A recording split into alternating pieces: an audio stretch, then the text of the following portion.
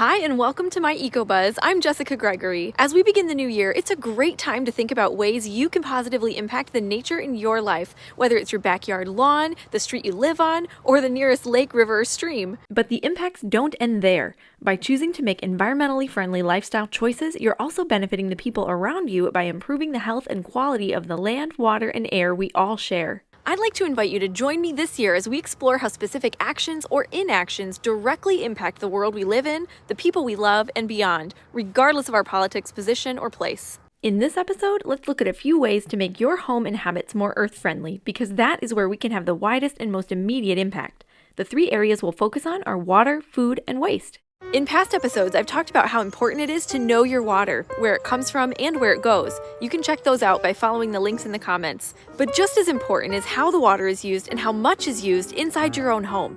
Both directly affect the availability of this critical resource and even your energy bill. For instance, take everyday practices like washing hands or laundry.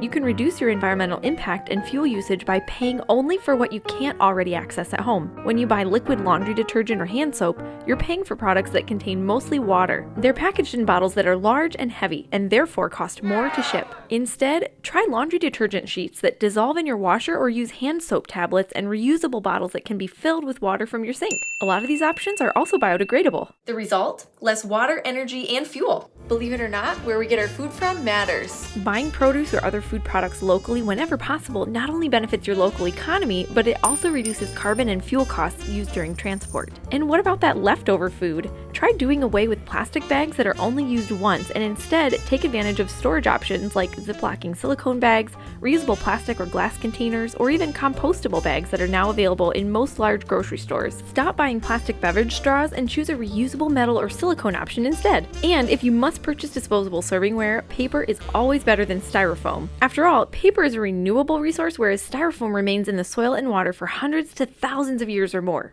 And finally, pay attention to what leaves your home.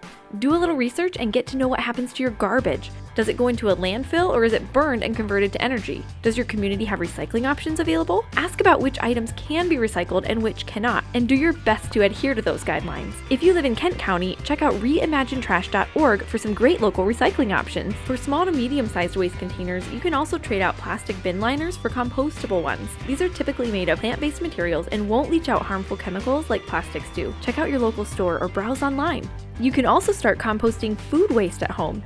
It's easy to get going and requires minimal resources. Just figure out a process that works for you and your space. If you're feeling overwhelmed, don't worry, you're not alone. Change isn't easy, and neither can it happen all at once.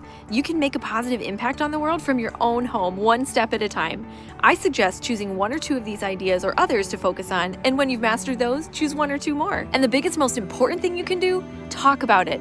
When others see what you're doing, they'll be inspired to make a difference too. Subscribe to my monthly newsletter for more great tips and tricks. Thanks for joining me on this journey to care for the land, water, and air we share.